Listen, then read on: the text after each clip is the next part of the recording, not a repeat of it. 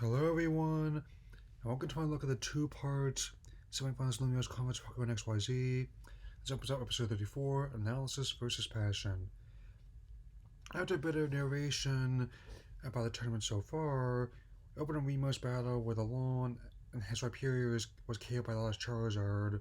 Again, that's like Remo better, since unlike Alon is actually capable of moving naturally. Still keeping track of his lines too. Remo sends out Mega Balls to Garchomp. I want to point out that I did rewatch Mega specials before the season started, but I still somehow know less about Alon's character than I do with Remo. Alon Mega Balls Charizard, beats Remo's Garchomp and advances to the finals. As the theme song plays, to borrow a line from Bane, "Now's not the time for fear, that comes later." Love that line and this song. Ash confers with his team, and Sora gets ready by closing up his notebook before the two take the field for a semi-final battle. Tiago gets to overwatch his marvelous camera crew. The first battlefield is the forest. The battlefield changes once 3 of either trainers Pokemon are knocked out. Ash sends out Hawlucha. And while it may not be that in the Luchadors, I have to admit his horse champion outfit is really cool. Sora counters Slacking when the battle begins. Everyone else is surprised that he's using a normal type that's weak to a fighting/flying type. He uses Slack out to recover some of the damage after taking 5 of Hawlucha's attacks. Figures.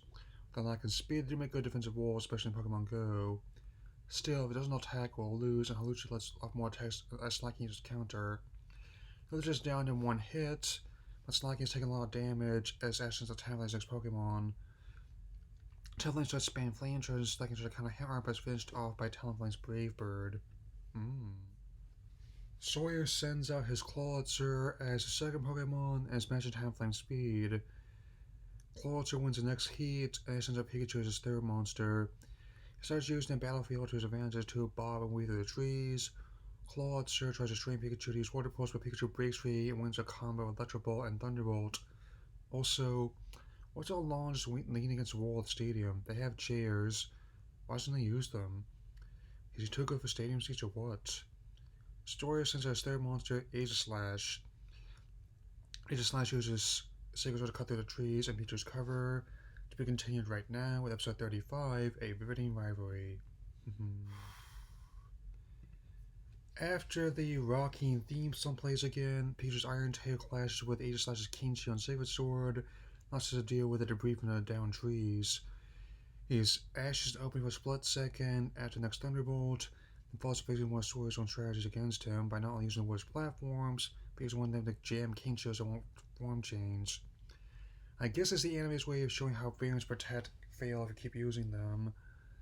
Aegislash is down by Pikachu's Thunderbolt, and the field changes to Badlands. Ash sends out Noyo and his 4th Pokemon, and Sawyer counters with Salamence. A battle of dragons begins with Noyo using Boom Burst and Dragon Claw, then Salamence countering a Dragon Rush. Salamence follows with Incinerate and Dragon Tail, Noyo follows with Boom Burst and Acrobatics. The battle is a double KO with Ashley and Sawyer 3-2. Sawyer sends a Slurpuff, next counters with Goodra. Slurpuff uses Dazzling Gleam, but Goodra shakes off the attacks by the disadvantage. After letting off Bide, 2 of all the Ice Beam and Flamethrower attacks, and still takes a fair one for using Bide again. I trade more than one Goodra in my games, still how powerful they are. It's another double KO with Ash leading Sawyer 2-1. Sawyer's last Pokemon is Sceptile, who's too fresh compared to Ash's Pikachu, who's finally taken out by Sceptile's Frenzy Plant. Now, the final battle between the two is with Mega Sceptile and Ash, Greninja, both formidable fighters, 2 of my favorite special forms. I'm working on revising my list from the 2020, but will include Dynamax and Gigantamax from which I played Generation 8. As Sceptile and Greninja clash, both Sawyer and Ash realize how much they've grown, how far they've come, or their respective journeys. The animation in this battle in these last 2 episodes is nothing short of spectacular. Mega Sceptile tries to end up with Frenzy Plants, but Ash Greninja uses Cut and Double Team to elude the attacks and win with one last Water Shuriken attack. They close on Ash moving to the finals. I honestly enjoyed this battle with Sawyer more than someone who only spoke 5 times across the 2 episodes, not even speaking at all in the second part. You know, Red is a great character. I like red. There are days I want to be red. You alone are no red. I'll dress when the time comes, but maybe not in the place you're expecting. This is probably my favorite battle of the Lumiose Conference, just something I still feel watching this again 3 years later to write this review. Anime is a prime example of how the crew behind the Origin OVA were able to work with that magic in the main anime, how Tetsuo Yajima to put a new expand on the story and characters. I am definitely not exaggerating when I say this is joining the list of my favorite tournament battles in the entire history of the series. My favorite rating is Sports Out of 4.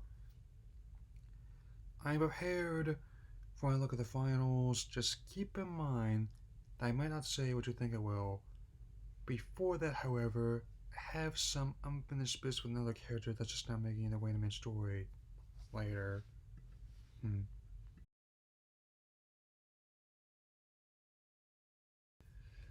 After the